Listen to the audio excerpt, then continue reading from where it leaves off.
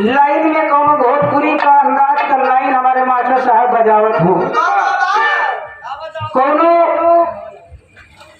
नौजवान की शादी हुई, दुल्हा ने आई, कुछ दिन बिताने के बाद वह पैसा कमाने के लिए परदेश चला गया। यार छोटा एक भाई है, एक दिन मोबाइल उठा करके भैया के लगे फोन लगा के बतावा था कि भैया घर में बड़ी विपद, बड़ी समस्या जाएगी। बड़का भैया पूछा था, अरे ननगौआ कहाँ बात दिया? कहन भैया बतावे में लाज आवत का, कैसे तो है बताई? कहन नहीं बताओ बताओ, तुम्हें छोटकौआ बड़कौआ से बतावत बा।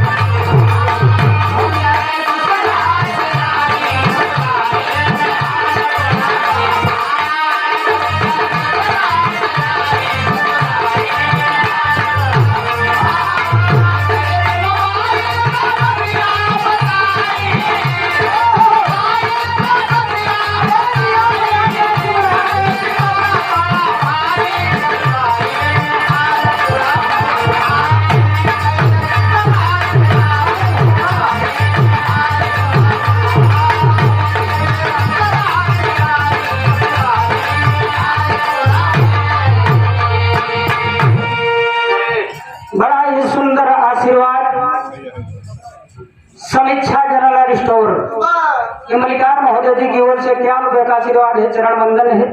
दातार हर दिशा में तरक्की प्रदान करें, यह मालिक से मेरी प्रार्थना विनती है कि जो कलाकारों को समाज में सम्मान दे, आशीर्वाद दे, माई होकर आचल जो खुशियों से भरती हो। लेकिन यही लाइन में लड़का माँ बीनावादिनी सरस्वती से अर्ज लगा करके कहता है,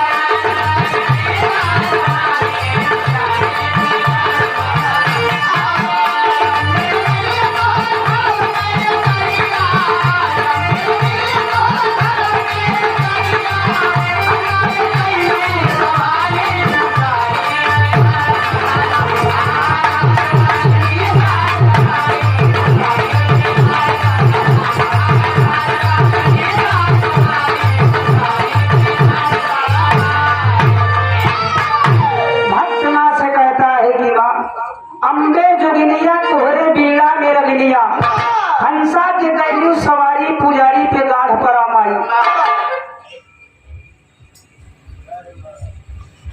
समाज के सामान्य प्रका भैया अवधेश कुमार पटेल बीज भंडार वाले सुंदर पुष्पहार, ये 51 रुपए का आशीर्वाद चरण वंदन है। आशीर्वाद ने बच्चे कला के क्षेत्र में कामयाब हो, समाज में आपको बहुत सारी खुशियां, प्रेम, दुराब जाकार प्रदान करता रहे। सकल पंच का पहले प्रणाम है, आशीर्वाद की मंगल कामना हम सब करते हैं आप लोगों से। अम्बे जुगनिया तोहरे बीड़ा मेरे गिरिया, कैलू सवारी पुजारी पे गाढ़ परामाई। राग रागनी दिया सवारी पुजारी पे गाढ़ परामाई। वंदने के पहले बंदे भक्त माँ से पहली बात कहा था,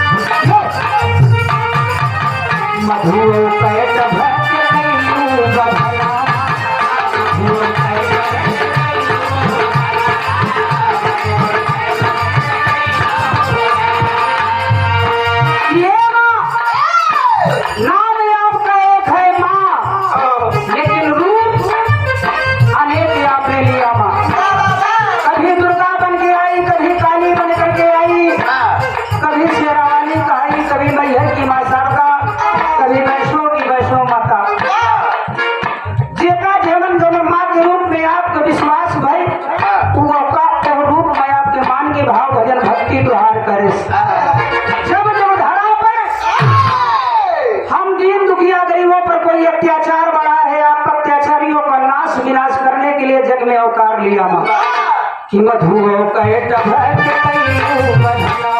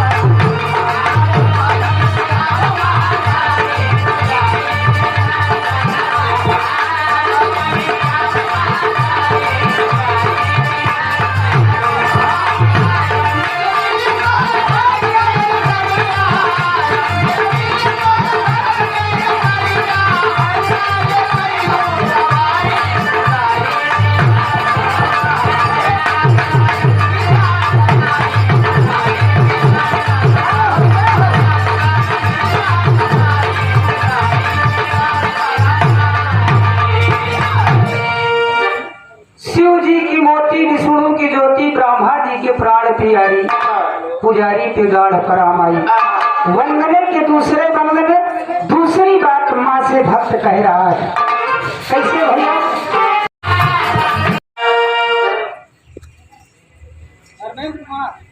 इस ग्राम सभा के वर्तमान प्रधान न्यायालय या धर्मेंद्र कुमार बड़का भैया प्रधान जी की ओर से सम्मान सुंदर पुष्पहार 100 रुपए का आशीर्वाद चरण वंदन दातार दुनिया के आदिदेव महादेव इस सावन मलमास के पावन बेला पर आप हर एक मनोकामना पूर्ण करें सकल पंच का कष्ट दूर हो सब भैया बाबू लोगन से आशीर्वाद की मंगल कामना का शरण पैर कलगी करके करता है कहना है क्या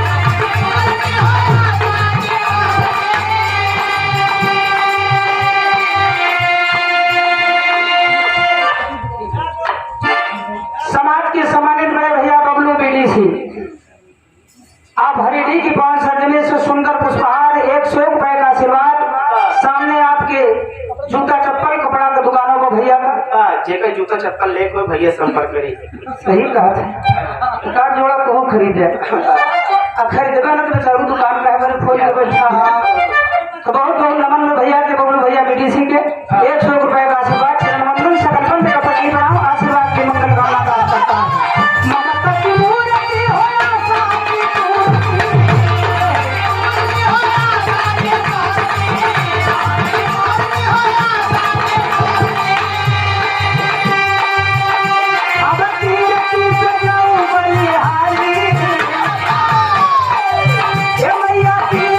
मैया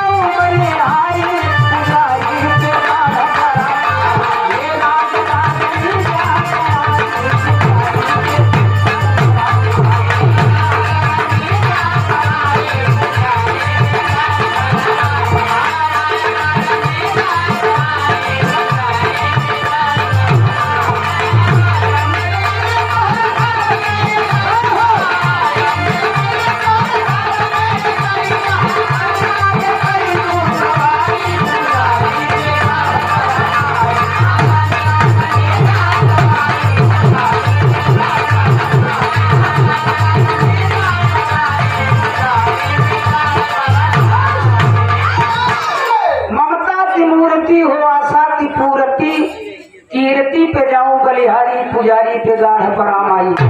जान वाली खोल जा पिटारी, पुजारी पे गाढ़ पराम।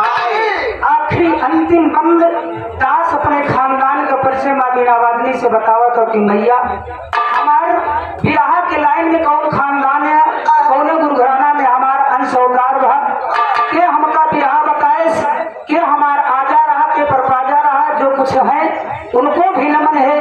जो ब्रह्मलोक में अपना आसन लगा लिए ब्रह्मलीन हो गए, उनको भी सत्संग नमन दास मंच के माध्यम से करता। अखाड़े का परिचय अंतिम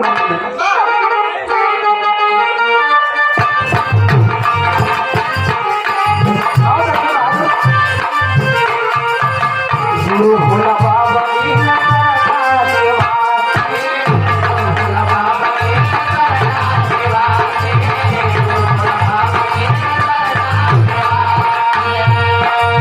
जगत में जो आया है साथियों, सब कुछ इच्छा है, केवल मौत अकेले सच्चाई है।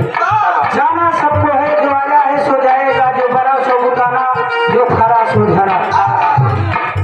तमाम विराह के स्तंभ दया के सागर मारू भगर उस्ताद बिहार को उस क्षेत्र तक ले गए, कड़कड़ में आज भी उनकी आवाज व्यापक है साथियों। प्रयागराज से हिंद केसरी का खिताब लेकर के स्वर्गीय लाली लहरी जी दुनिया से विदा हुए। माँ राष्ट्रीय नहीं अंतरराष्ट्रीय ख्याति यही प्रयागराज से लेकर के स्वर्गीय बाबा राम कैलाश ब्रह्मलीन हो गए। माँ जाने वाला चला जाता है, इस कीर्ति समाज में बाबूजी आज भी जल जाहिर है। गुरु भोला बाबा जी